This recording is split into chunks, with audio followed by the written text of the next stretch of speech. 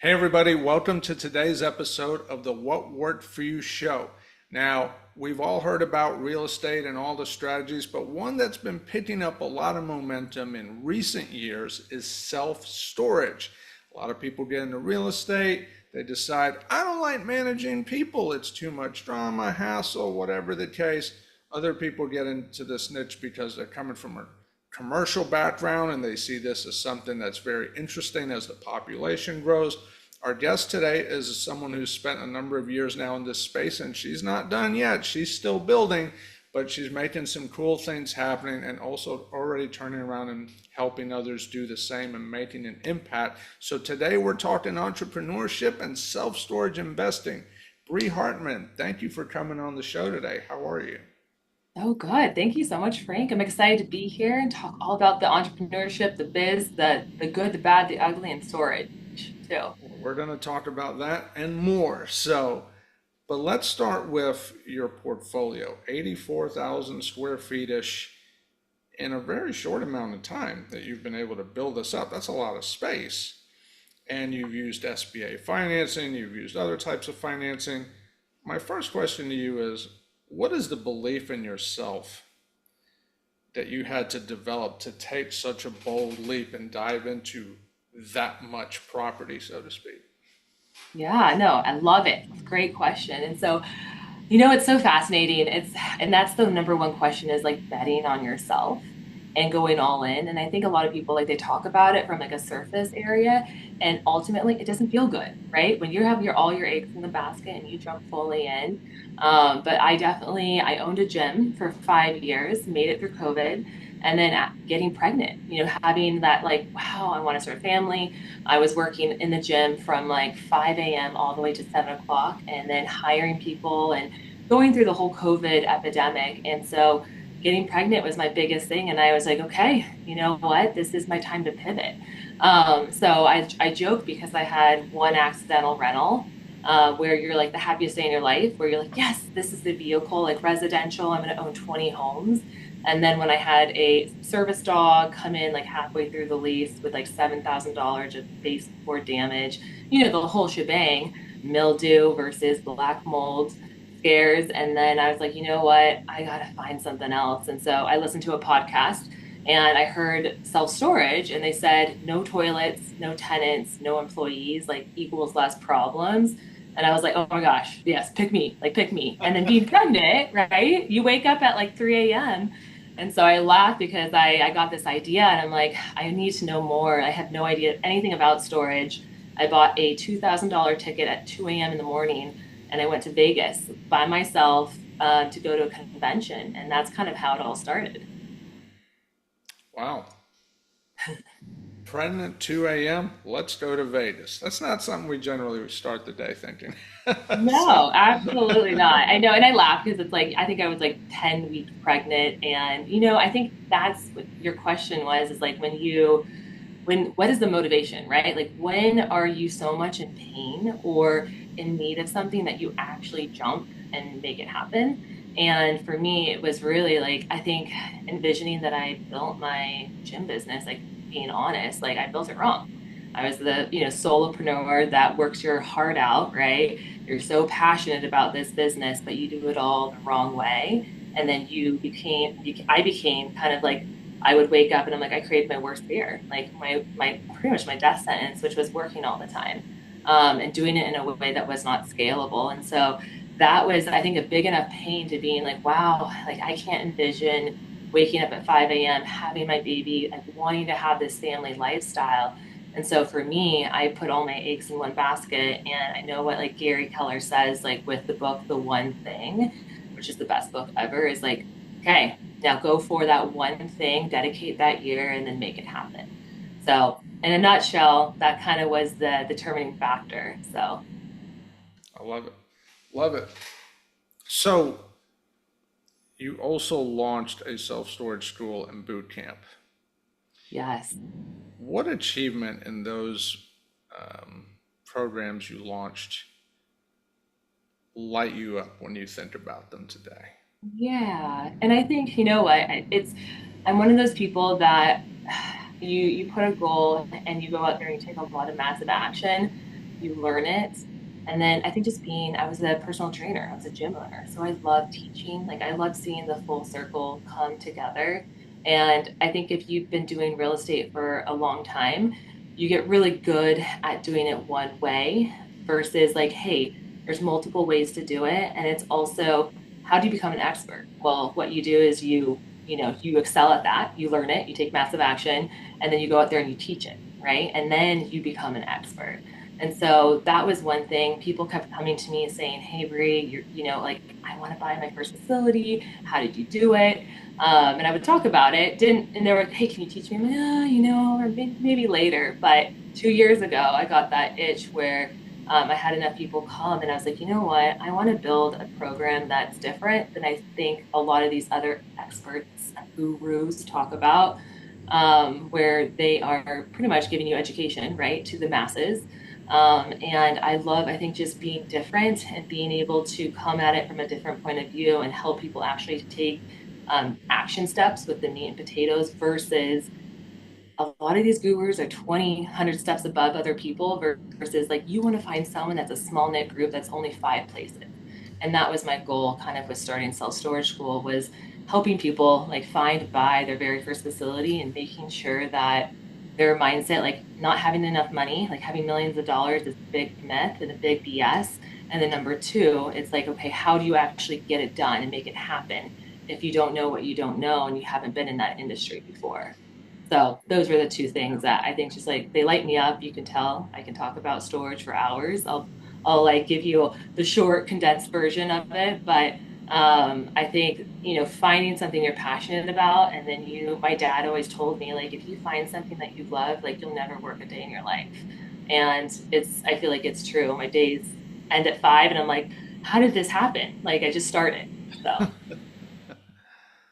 That's a good word, and we're going to come back to that because there's going to be more on that subject. But you mentioned you're pregnant, now you're a mother, and you have a child.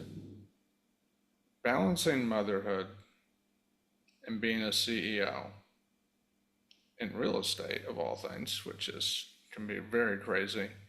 A lot of entrepreneurs struggle with this. Okay, this is a common issue. How do you harness those two worlds and keep your edge? I love it. Being that investor and then boom, flip a switch, time to be mom. And you can't just be mom. The only one that child's gonna have. You gotta be top of your game. Yep. And I just want to like give double snaps because I see parents and even motherhood, fathers, everyone, like grandparents that are doing the day to day.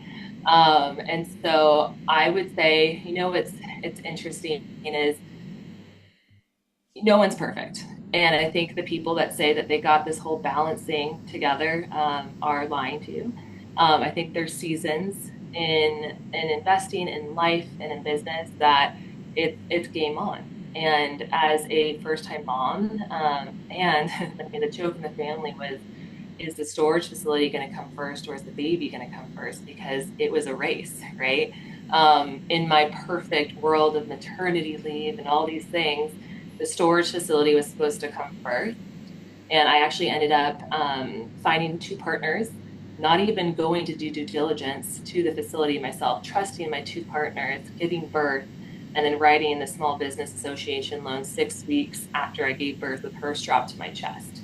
So when I say people are trying to find, like, they're trying to learn it all and they're trying to find the perfect time, I think my best lesson in motherhood that year was there's never going to be a perfect time. And to take action and to know, like, my mantra was like, it's safe to pivot, it's safe to become a mother, and it's safe to try and own storage and think bigger than I've ever thought in my life. And I'm glad I betted on myself because that SBA loan took every kiddo, every blood type, every ounce of energy that I had in me because they want everything from you.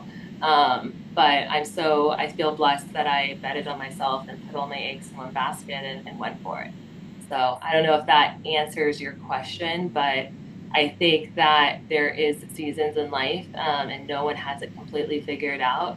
But what I do know that I have had to surrender and get really, really good at as a business owner and as a mother is number one, asking for help, being okay with that. Because sometimes as a type A person, people don't like doing it. I don't like doing it.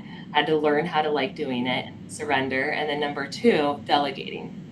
So if you ever want to scale, even in real estate, you can tap out on your money, you can tap out on your time, you can tap out on finding deals. But by even delegating, like I have a couple virtual assistants, I have now an assistant that helps me with all my marketing materials. Like I've got lots of contractors and boots on the ground. And I've only been able to, I think, do that and harness that by surrendering and saying, hey, I need to delegate and then ask for help. Do you agree? I don't know. Do you agree with that? Because I'm sure you probably have had to come into those roles as well. Delegation as a business owner is a very big deal, to say the Yeah. least.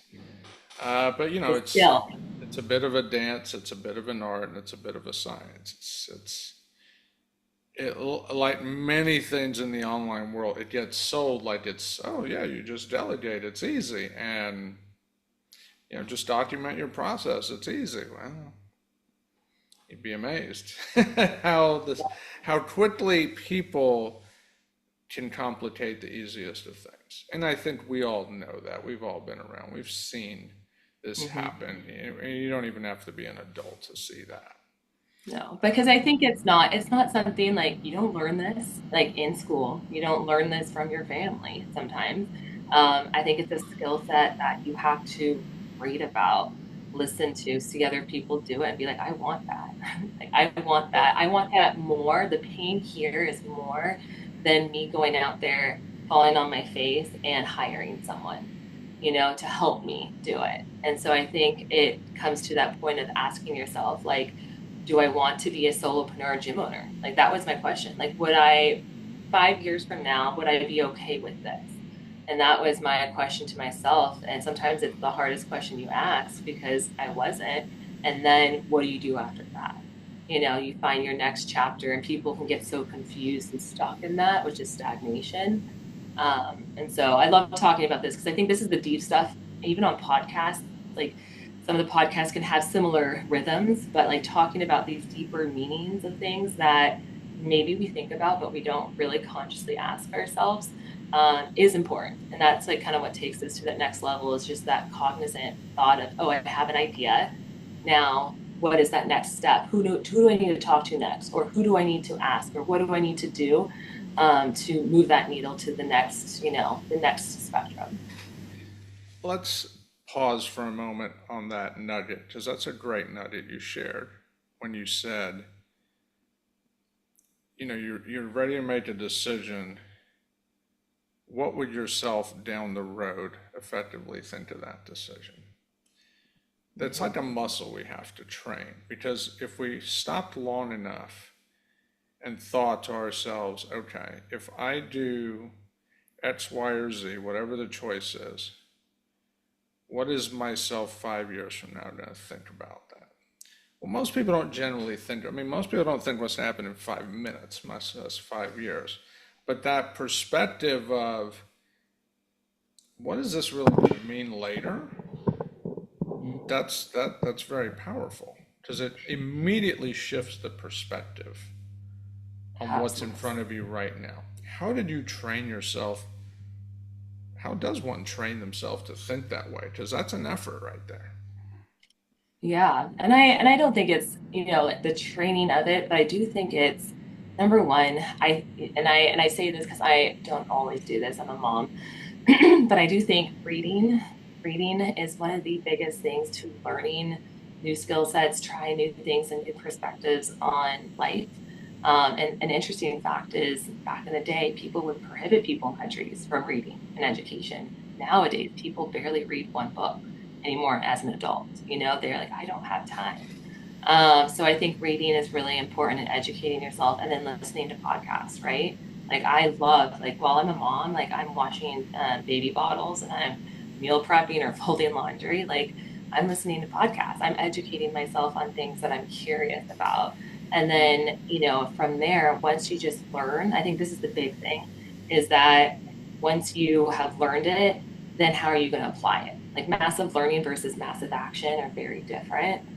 You can learn all day long and it's comfortable, but if you're a lot of action, people don't understand the difference between the two, and you have to take action or you won't get an offer submitted. You can do all the things, but you won't get that deal, right?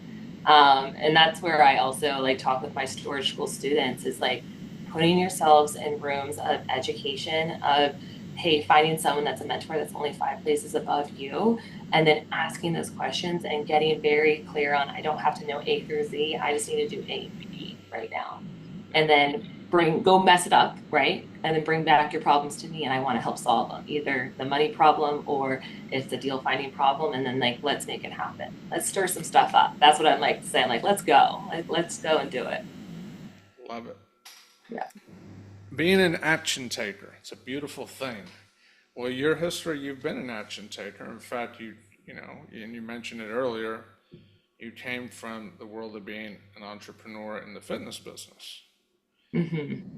How did running that gym prime you for success with what you're doing today in self-storage?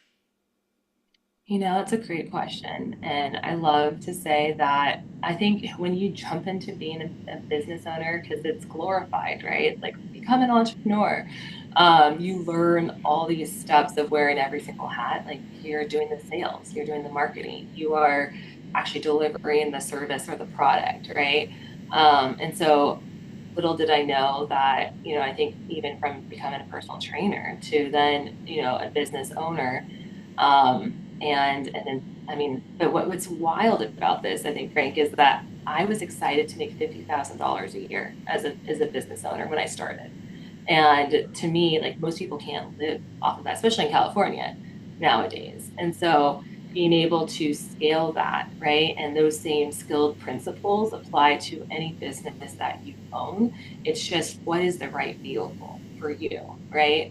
And so that was my biggest, I think, aha moment is like, yeah, you can own any business, but are you solving someone's problem? And then is that business scalable so that you can actually have the life that you want? And so it's like reverse engineering. What do you want? Most people, if you ask them the 5 whys and you really dig, is that they want financial freedom and time and life options with their family. Like that's why we work so hard. Now, if you reverse engineer that, forward, what is that right vehicle that's actually going to give you enough money and income to get you there? And so for me, I was like, I want self storage because there's no toilets, there's no tenants, there's no employees, and there's less problems. And I'd love to like talk to you guys a little bit about because I think a lot of people don't know what self storage is. They've heard about it. They might have rented a couple of units in their lifetime. But why I'm so bullish and why I love self storage in general is that it's a business and then it's also a commercial real estate asset. And so with that, especially in storage, like 1 in 8 people use storage in their lifetime. As Americans, like we love Amazon, we love buying things, we love storing stuff. We have a hard time literally like giving stuff away or throwing things out. And so there's just a lot of need right now, especially even with businesses, to put their items, and it can sometimes be an easy button where you're taking all your stuff that probably your wife or someone said, hey, I don't want all this in my garage, right? And they're taking Right. and they're finding a 10 by 20, paying 150, maybe $210 a month, and they're putting it all into storage, maybe 5 miles away. And then every single month, like a subscription based business, we charge $210. They get their excitement because now their partner or their wife is happy and they continue to do it because who's going to stop on a weekend when they've worked so hard to go rent a U-Haul or borrow a truck, go get the stuff, and then go take it to another facility if you increase the prices like by $10? Like no one's going to do that. The opportunity cost is so low, and the tenants that we've had in our storage facility are so sticky. The average, we did like an average assessment on them, and they're staying an average of 3 years, all the way up to 12 Wow. years in one of Pretty our good. facilities. Yeah. So, Yep. if that doesn't excite you, I don't know what will, especially in the real estate space where you get to do the fun dynamic pricing, which is just a fancy word of saying, hey, like we looked at a facility yesterday with my storage school students, and two of them are putting offers on this, but the facility is 20% below market rates. So they can raise that day one. And the best part, to that is that they can buy it. They're going to buy it at 750, 750,000, and in the matter of 24 months, they can raise that purchase price to about 1.2 million at an 8 cap. And so what's exciting about this is that different than residential homes, like I have a few rentals and I have to wait for that area and that comp to appraise, right? To appreciate based on the area, no matter how beautiful my kitchen looked and marble, right? Now in Right. storage, we don't go off of comps. We go off of net operating income and the amount that business actually makes. And so what's beautiful in this scenario is that you buy a mom and pop facility that's under market rates, that is a tired, wants to retire because a lot of them are baby boomers.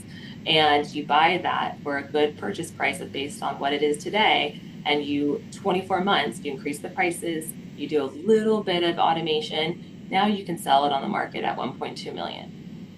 Like that's the effort, that's the lemon and the juice I want to squeeze. That's the game I want to play because now I can own 10 to 15 of those facilities, work from home, and juice the lemon easier and faster and more efficient. So I just wanted to give you, I think, why I am bullish and why I love storage, hence my hat, which I'll have to send you one. Okay. But Thank yeah, you. I think the fun conversation is, AI automation, where is our, economy and industry going in these days? And people like, it's in this residential world, it's nice to have automation, scalability, and no toilets and no tenants, which is exactly kind of what I love about it. Mm, I love it. Love it. Yeah, and that is true. And I know some residential rental people, and I've done a lot of residential investing. The cash flow is usually not what makes it for you. It's the equity build for most Correct. people. I mean, yeah, if you buy it cash, then the cash flow can work out. But for a lot of people that are either getting loans or maybe creative, it's that equity increase. But again, that could take a long time in many Yep. markets. So, um, well, I want to step back in time for a moment and talk about the earlier years because you didn't start where you are today. No. Yeah. Absolutely. Um, and I noticed back when you were getting your career started, you had gone through a number of different jobs in a number of different areas of life. It was like it was very experimental. And my question to you is, as you were going through those early years, because a lot of entrepreneurs do this, they bounce from thing to thing to thing. How did those different experiences help you find your way beyond just saying, well, I learned something I didn't love? Right. Yeah. But how does Yep. that, like, how did that stuff, how did that time of experimentation really move the needle forward, looking back? Yeah. Yeah, and it's funny because I haven't even told you about my 9 lives. I feel like I call it my 9 lives of pivoting. But even further from that, so I did play collegiate water polo. So I got a scholarship to play at UC Santa Barbara. So I think athletics played a really big piece of teaching you grit and dedication. And then the next piece to this, not a lot of people know, and I need to share more about this, but I actually worked for the state, hence why I'm up in Sacramento, California, for Fish and Wildlife for 7 years. And so I collared big game animals, and we looked at predator and prey interaction for hunting permits, which is wild because most people would have no idea. They're like, you did that. And learned very fast. Working for the state is like, I was like hitting my head because I'm so excited and dedicated and want to make things work better, such as an Excel sheet. And then going into fitness and then going into storage. But I think every one of those chapters, I think, taught me a little bit about like myself.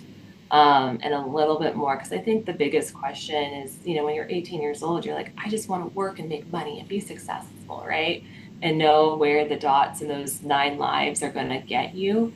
And so I think the question is, what would you say to your younger self? And I remember being, I think, not quite understanding my worth, right? Like stepping into your worth and saying, like, yeah, like, what do my skill sets allow me to receive?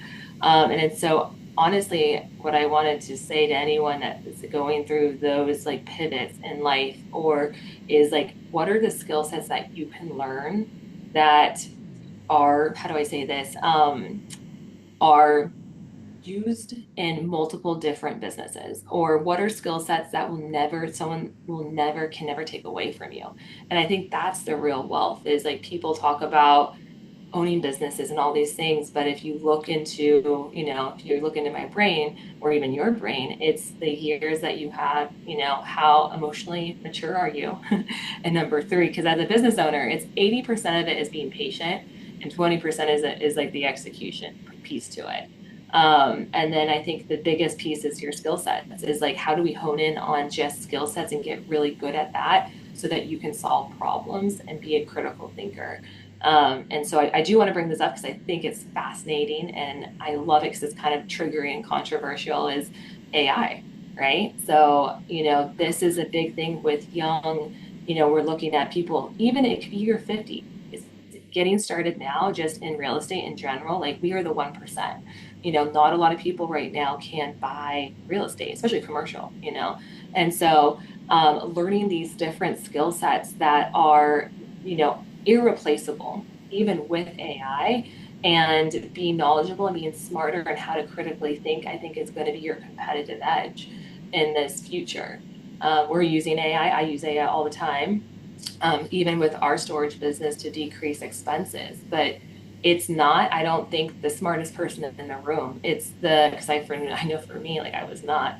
I actually I was in special ed for a while when I was young. So having that energy and critical thinking and being able to apply it and be unapologetic about it, especially when you get those no's, I think is what's going to set young people up for success. And it doesn't matter what age group you are, is recognize those skill sets, rehone them. And I'm going to give you an example. My two skill sets I pick every year at a New Year's, and this year was I want to get really good at negotiation. Being a female that can negotiate is an anomaly. And I think it's a very powerful skill set that not a lot of people get to apply in life. And then number two, my second skill set is sales. I was a biologist, so sales does not come, I never learned it, but sales can transfer anywhere in your life, right? So I actually hired a sales coach this year to teach me because I was floundering in it. And then the third thing that I learned was last year was seller financing. How can I get exceptionally good at seller financing and then apply those skills to my business? So I think the real question is, it's skill sets. What skill sets do you want to line yourself up and then go find someone to go learn those from, right? And sometimes that takes money or it takes time, whatever you have available. But I think if you really focus on the larger vision of life and business, the simple thing in business, you can create any business by saying, what problem can I solve today? Who needs this problem solved? And then what's the product? Now go find the skill sets and define that. That's what I would say. Well, you learned a lot of skills Yeah. as a result. That's it. 9 lives. Hey, that's what it, Nine 9 lives. lives. You're going to learn a lot of skills. I'm on like not 10th life right now. Well, one of those skills was you became a CEO of your own fitness company. I don't know if that Yeah. was the first company you owned, but now you're a business owner. You are the entrepreneur. Yep. What was it that led you to say, let's start a business? Yeah. And it's so funny. I don't think it was what is so funny is I don't think it's one thing that's like, let's start a business. Maybe nowadays, because entrepreneurship is definitely kind of that fad right now that's very transparent. But I do think I was working for the state and I was personal training. And it came a point where I was like, wow, I'm almost making just the same amount of money, personal training, than I am for working with the state. And I had to get a college degree here. I had to get all these things to get this state job that promises you a pension. And I'm making more money in my personal training business. And I literally, in the beginning, I mean, I probably shouldn't say this, but like, I didn't have a business account. I didn't know one lick on how to business. Then I opened it up and learned, you know, um, But I think that's the biggest thing is like, how do you solve someone's problem and how can you make money with that? And then you just start to refine those skill sets over and over again, either under a mentorship. And that's where I think learning, if you're going to be learning, it's reading, podcast, finding mentorships, and then putting yourself in those places. Because if you find someone who's, again, it's just 5 places below you, you can 10x your results. And that's the whole thing is like, you don't know what you don't know until you're in there. And then you could be making $500,000, $1 million mistakes. And that's where I like to teach my storage school students because I always say I had $1 million mistake, and it was what my first storage deal, that SBA $3.1 million storage deal. I would do it over in a heartbeat again.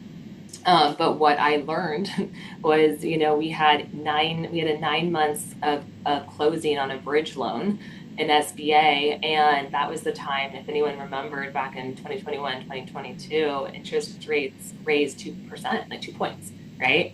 In a matter of 9 months. And so we underwrote the deal at 4%. We ended up closing this SBA loan at 6.25. And so you could imagine the money that we lost plus the fees because we went into an SBA loan that took 9 months to close, right? But we had no choice because getting into a deal, you wanted to put the less amount of down payment because you don't have very much money to get in, right? So I love teaching people how to think about this differently. If we would have went, I guess number one lesson, we could have went to the local credit union and said, hey, Mr. Credit Union, I know you have this loan with the past owner. Could we assume it with some points? Could we do blank? Because it pays well, right? There's a lot of lessons similar to that I love to teach my storage school students so that they don't have to go through the painstaking mistakes, $1 million mistakes that I made in order to kind of just get in. So, Love it. Love it. So you had mentioned earlier, now you're running this business, you ran it for a long time, yeah, and then came across, did the Vegas trip. Next thing you know, you're in self-storage, which you yeah, clearly love and you've got a passion for, no question. yeah. When you first got in it though, because a lot of entrepreneurs, they get a little bit fearful when they pivot. Even Oh, when they yeah. know they need to pivot, there's still just this, what if I get it wrong? What if I made a mistake? What if it sets me back? Am I really making the right choice? Did you have a moment like that when you were walking away from the fitness business? And by the way, did you sell it? Did you shut it down? Like, how did that transition end up working? Yes, hands down. So I actually ended up, I sold it probably like 2 months before giving birth, and then just kind of reconfigured. I brought actually the best part of the gym equipment into my garage, but sold that business, and you know, really, it's betting on yourself. It's having that pain, being like so much greater than where you're currently at. And I put all my eggs in one basket. And I always say it never feels good because I'll show you this. All the eggs went into one basket and I bet it on myself. And it could have worked out awful and it worked out awesome, even better than I could have even imagined. And the eggs that I'm going to show you the risk that I put on myself is I signed away my home and my rental online for this loan. I also did not go see this property physically. I betted on my two partners that I had never met before in person to go do the work. And obviously, we had an operating agreement. It took us like 3 months to create it. We are exceptional partners to this very day. And then another big thing is the SBA asks, hey, well, this is the collateral, great, but I want life insurance policy on you in case you die. And so talk about all these eggs that you put into a basket. And I was saying I would do SBA over and over again. It's nothing about that. It's just more of, I think it's the cost benefit. I think people don't quite understand is when you go into business, yes, is it going to be hard? There's going to be a period of, it's going to be really different and hard sometimes. And at some point, you've got to just jump in and know that that's going to be a season. and know that you're going to have to sacrifice some things.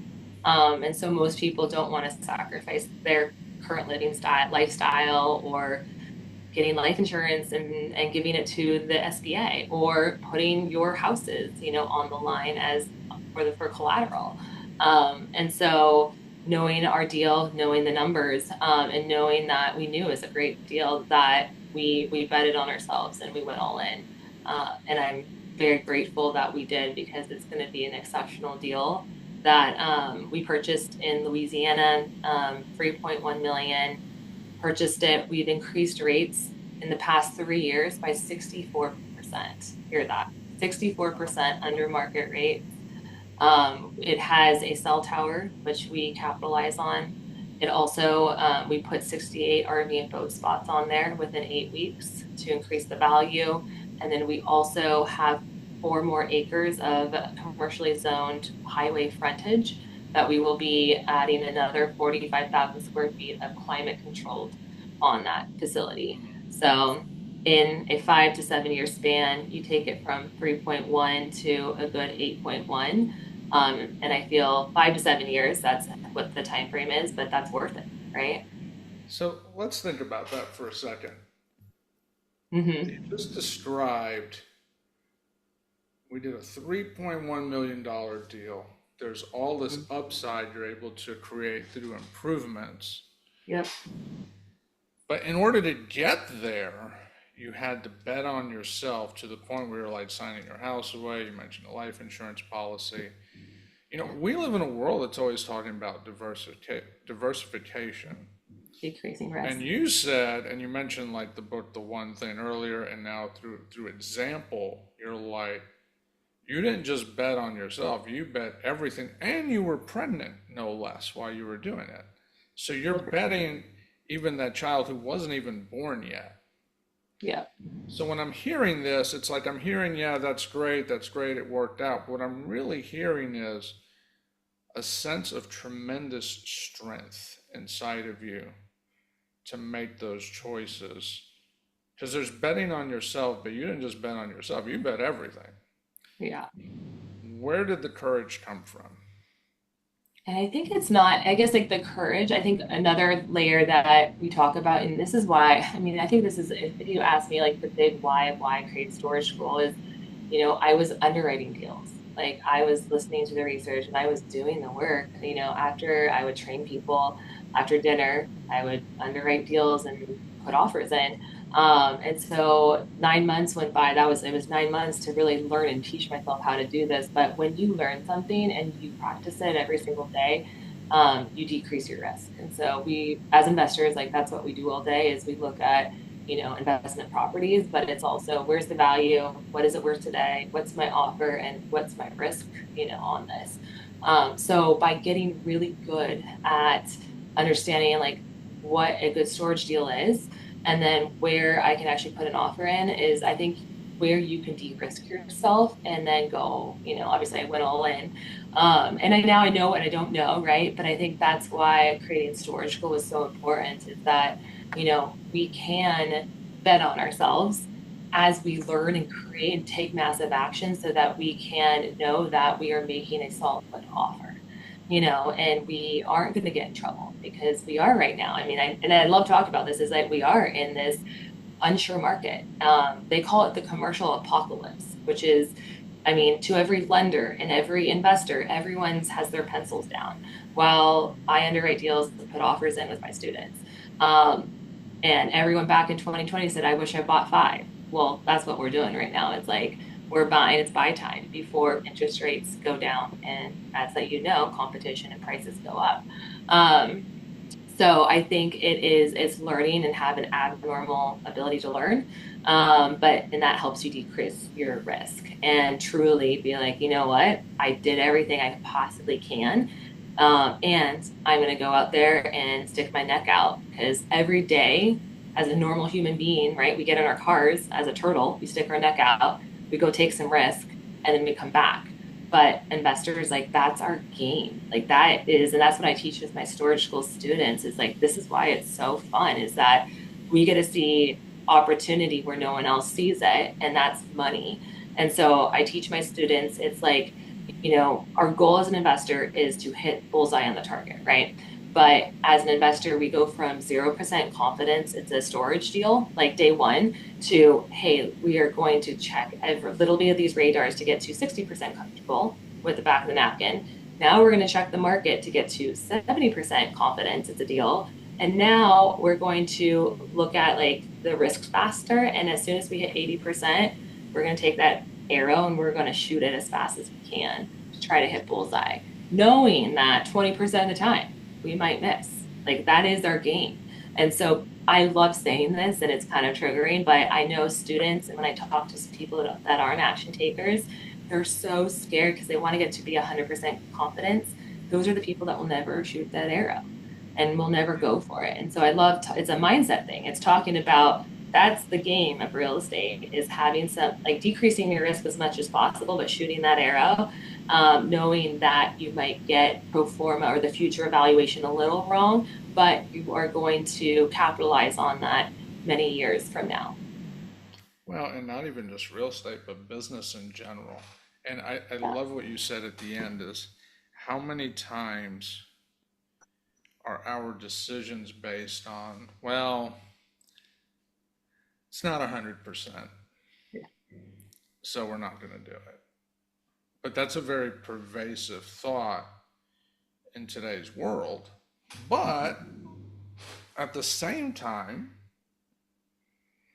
you know, we were talking about focus, betting on yourself, the one thing. This thing about the one thing is, and I keep going back to it because it's a very distracted world we live in. And you On hear this, purpose. and On someone purpose. said this just the other day. Someone literally said this the other day. They asked me, well, how many streams of income you have? And you sit there and you think to yourself, in some ways, this idea and this chase for multiple streams of income creates the very fractured thinking that messes up focus. Now, don't get me wrong, multiple sources of income is a good thing, but there's a right way to get there, and there's plenty of not right ways to get there. My Yes. question to you is there's a lot of coaches out there. I just spoke with someone literally earlier today, and they told me, if a coach has 10 to, maybe 20% success rate in students, that's pretty normal. I find that disappointing, quite frankly. If I knew that 10 people were paying me and only one was taking action, I would probably go crazy. But I also understand that that is normal. And so when they remind me, I was like, oh yeah, that fact. Yes, I'm aware. How are you different? How does someone go, I want to learn from Bree, and and they know, and you both know that each other know this has a high chance of success? Yeah, no, I love that question. I love how deep you are too. I'm like, seriously, this is gems. If anyone has not listened, like I want to re-listen to this. But I would say like being different is, I tell my students like I'm in the trenches with you. Like this is my biggest thing is everyone wants to know, well, how many deals do you own? How long have you been in this industry? And I'm like, well, since 2021, 2020. Yes. Am I young? Do I know it all? Absolutely not. But what I love to say is that I'm in the trenches doing all the actions. And I am going to not only give you the right connections, but put you in that room and also challenge you.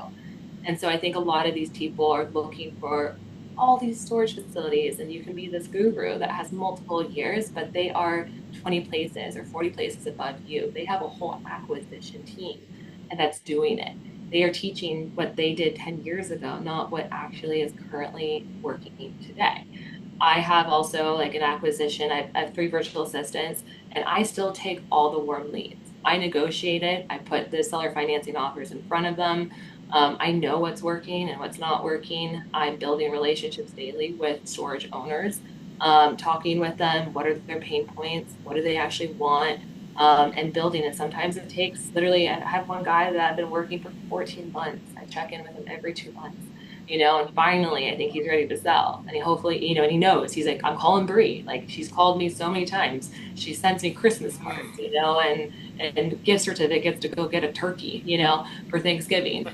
So, I think that's the stuff is like, finding people that are doing it, and it's the meat and potatoes and not the fluff. Like, I'm so sorry. I'm so sick of bullshit and BS in the coaching world. And I think what's so fun about I love the coaching world. I love being a coach, but being a coach that has core values, and then number two is doing the actionable deed that people want to be doing today. And also, I think being in the trenches with them and then getting to partner with students. Like I sent 3 deals to his name is Brian, and he's in my storage group, and he's incredible. He, in a matter of 2 months, no, I think it was 6 weeks, he finished my whole 84 modules of courses. And he's like, okay, Bree, I'm ready for more. And I'm like, okay, so here's 3 deals. Here's 3 owners that have raised their hand. Go call them and, bring it back, see what they want. And so I think, rewarding people who are taking the action. And I make sure, like, our sessions that we do are workshops.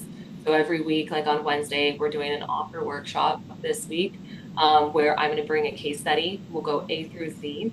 They're going to break out into breakout rooms. They're going to come up with what is a conventional offer and what's a seller financing offer. And then we actually will go through the pros and cons of each to see who got the closest, who did overbid, who underbid, and then, who actually got it kind of close-ish, spot on. So I think that's where you have an educator that cares and that can actually show you real life principles and apply that to groups. And that's what I say is, do your due diligence.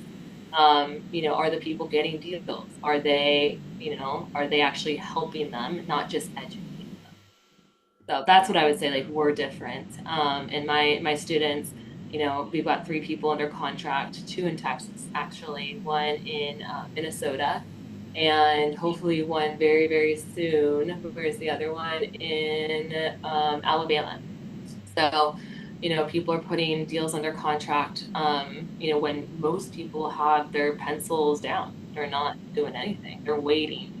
They're playing the wait game because they're unsure. Mm. No, that's true. A lot of waiting. I love it. I love it. Well, you have, I saw a saying as I was preparing for this show. I don't know if it's an exact quote or a saying, but it says, if you want an easy life, work hard now. Oh yeah. And it's an interesting phrase because, what really is easy is working hard. To some people will say, well, if you're working hard, that's easy. If you're doing what you love, right? But then sometimes we got to do things we don't like to do, All the time. right? Like it's just nobody. I don't know anyone that loves every single aspect of business, right? And so then you get into delegation and all that. My question to you is, how did that belief evolve through your own ups and downs? Yeah, I honestly think it's building the confidence muscle. I'll give you a perfect example. The 3 things that humans are the most scared of is number one, public speaking. Number one, speaking on stage. Number two, meeting new people like at meetups are scary. And then number 3 is they say going on a blind date, right? And all of those things are putting yourself, like out there. And I bet you the 4th one, if we added another one, is starting a business. But I think, like, honestly, it's so funny. And people are like, "Oh, you're so good at public speaking," and I get so scared. So it's so funny. My assistant and I are applying for the Inside Self Storage conference, the very conference I spent money $2,000 to go attend when I started. So I am applying to speak on stage there, and so hopefully I get it. But I'm nervous. I don't want to do it. Like, you know what I mean? Like the prep for that, how nervous you are to tell your story. What if people don't like you? Like all these things, no matter how, successful you are, you still have those questions in your brain because as like a herd animal, right? We want to be part of the community. Like we don't want to be ostracized or different. And so it's doing the hard things even though you don't want to. And so I told my assistant, and I do the same thing with her. Every Friday we do a Facebook Live, and I say if I don't do my live, you get $100. And so we laugh about it because it's accountability. It's me showing up doing my Facebook Live that sometimes I don't always love doing. It's public speaking, but it's giving me practice. And then it's making sure you show up no matter if I was at the DMV today, or if my child only slept 3 hours and I got 3 hours of sleep, like it's still showing up even when you don't want to. Because normally it's a feeling that's going to happen no matter what, and then pushing through it is honestly the answer. So you mentioned public speaking, not exactly your first love, No. and it's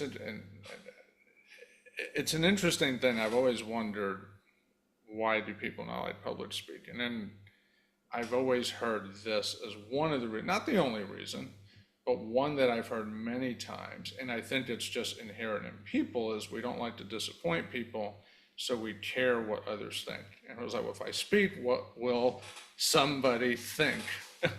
Right? And Yeah. it's just natural, right? It's like, because we like, most people, we like to please. I mean, it makes us feel good. We like to help. We have good hearts, all those good things.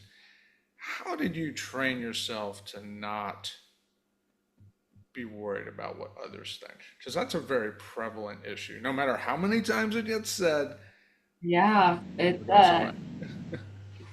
I don't think you can train yourself because, I think everyone, if you think about it, like you're always going to be nervous what people think about you and putting your foot out to be the best person you possibly can be. But I do, what I think is actually the best practice is social media. So a lot of people, so probably fifth one, sixth one that you're most scared of is literally doing a talking head video in front of your Instagram stories. I get this all the time. And so I think showing up, practicing on that daily breeds confidence. And it's something that normal people don't have to do in their W-2 is sell yourself. It's talking about yourself. It's conveying, it's relating to other people on social media or a podcast. And so honestly, I think that is the best thing that you could possibly do to learn this skill set. And then also, that helps you. And I think this has really helped me is showing up when no one was watching, like starting a Bree the investor. If you haven't followed me yet, definitely go on my Instagram and follow me. That's me. I love saying hi, but I remember pivoting. I just started a new Instagram from scratch and then just showing up. And that has helped me get into rooms that I've never thought possible. And from scratch, like people, I'm like, I laugh because like people just wanted to see you go about the process, from zero storage facilities to buying multi-million-dollar facilities, making mistakes, and the raw, the ugly, and all the things in between. And so I think social media really helps breed confidence. And I think it's an easy tool set that you can do to practice. Love it. Yeah. Love it. So let me pivot here because we could talk about that forever. I But know. No, but it's such a great topic. It's so amazing. But yeah, I absolutely understand.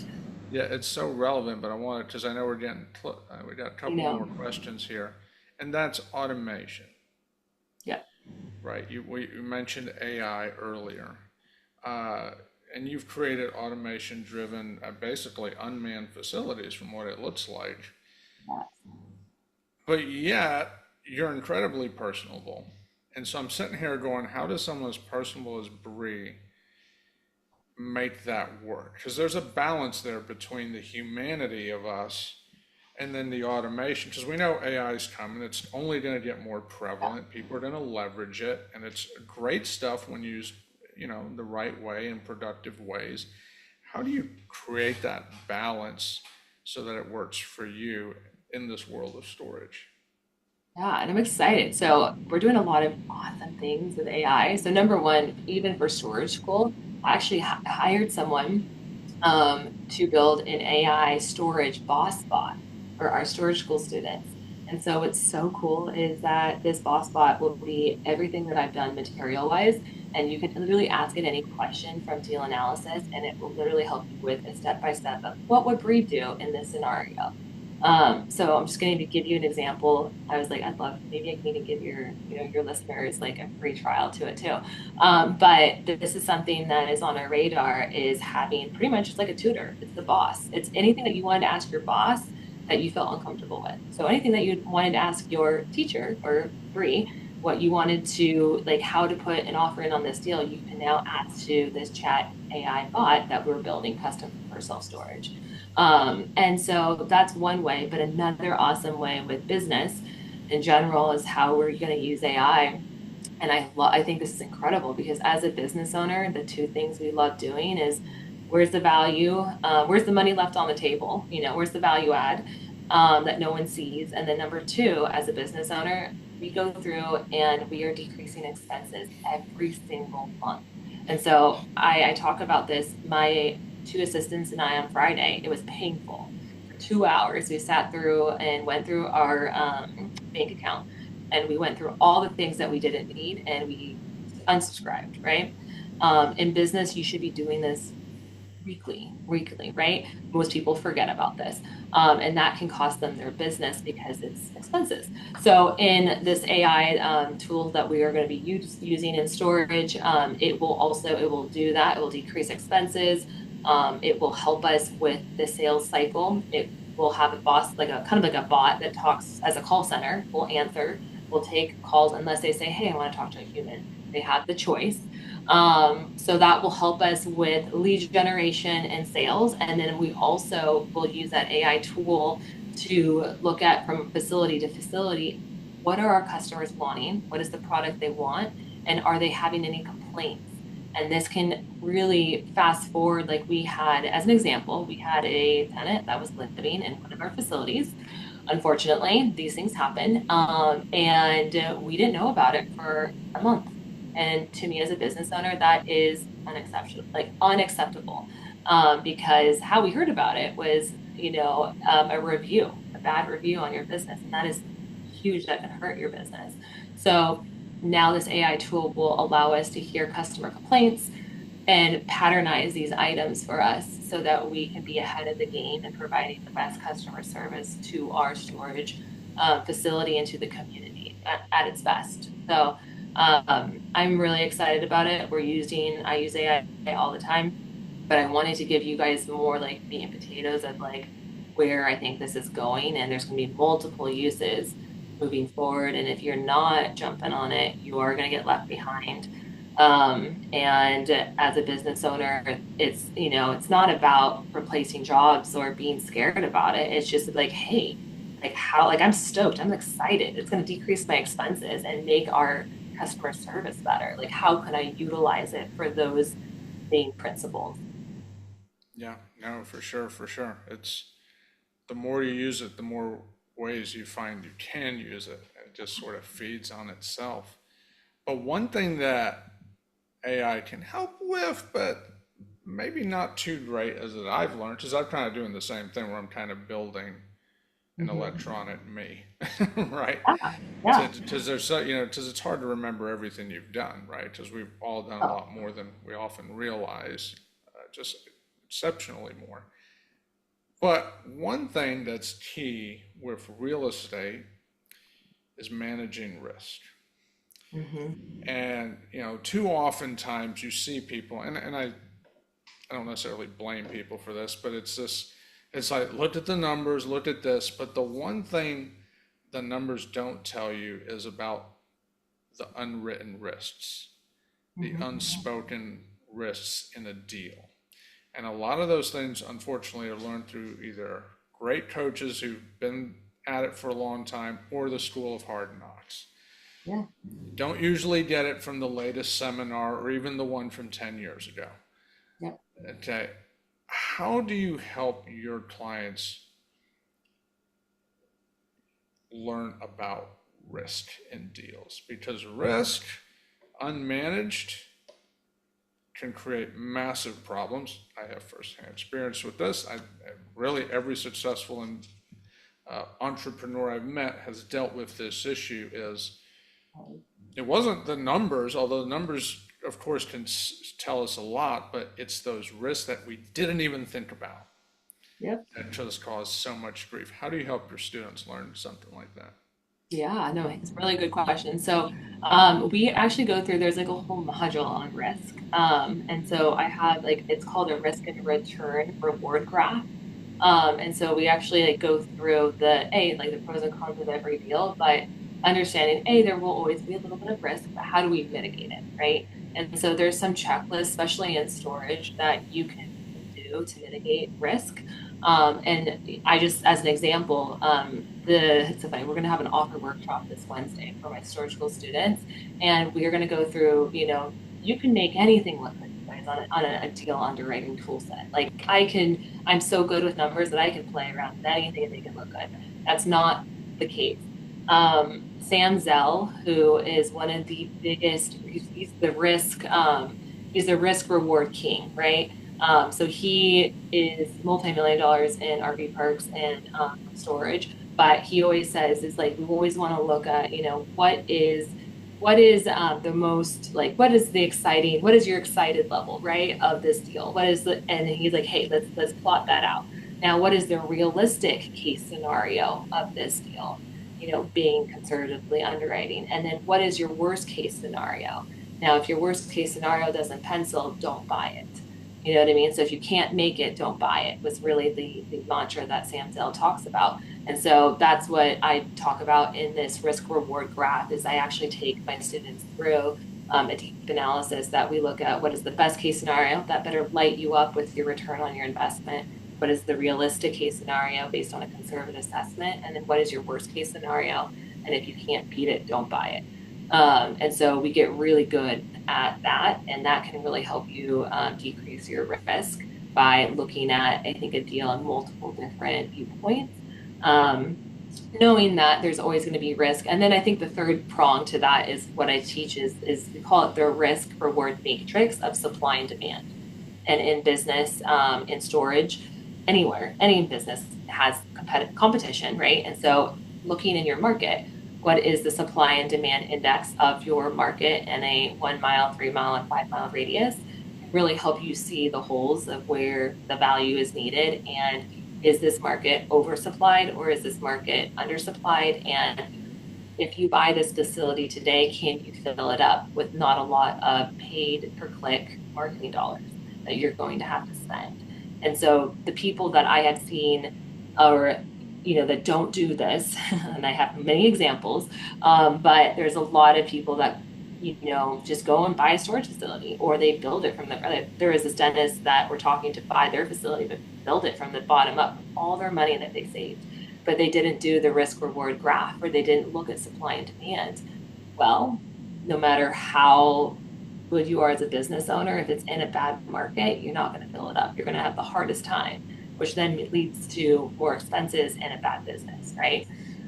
So that is what I teach, is we look at deals in multiple different avenues. We look at risk reward. And so at the very end of the day, we get really good at understanding what is that facility worth today?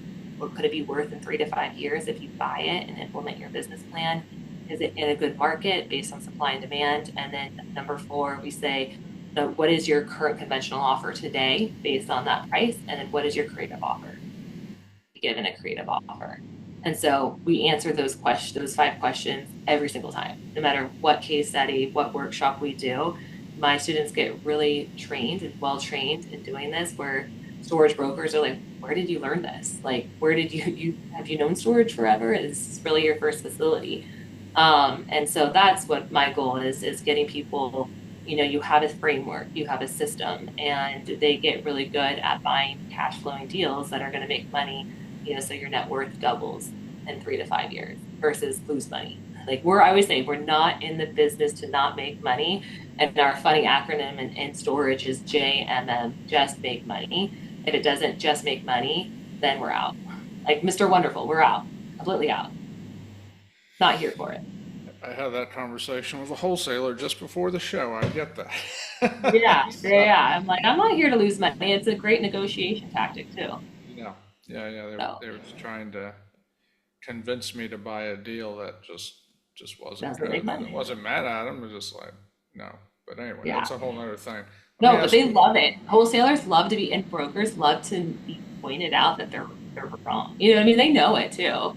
And I love being able to tell a broker, like, you know this, like, we're not here not to make money. So what price would you actually buy this at? And I yeah, love yeah, spitting yeah. that question on there. Yeah. Well, yeah, anyway. In a nice way, in a beautiful, tasteful, nice way. This is me just being sassy, but it's crazy. When you pull away, they want to come towards you. It's wild in the negotiation world. Well, I tell people that I've coached when they have a realtor bring them a deal, and I don't know if this would work in commercial, I've never tried it, but in residential, the realtor will tell you this is a great deal because X, Y, Z, and all these wonderful things, and they can sell it for X, Hmm. whatever X may be. Yeah. And I said, great, I appreciate it, it's wonderful, and then, and maybe it's a little sassy to use your word, but I'll say, let me ask you this, Mr. and Mrs. Realtor.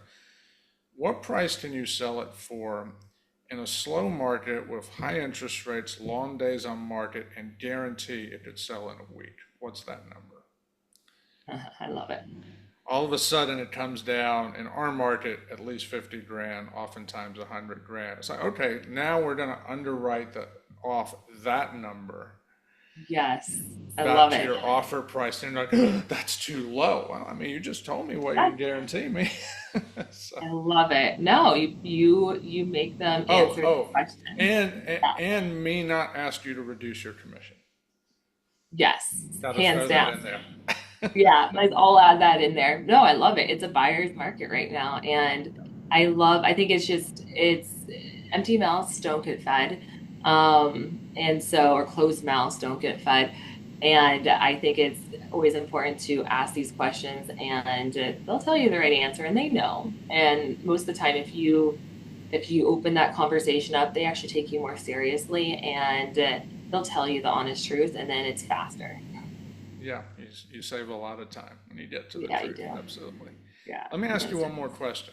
You're not done. You're still building, you're rocking and rolling. You got the store, you're still doing deals, building things up even further.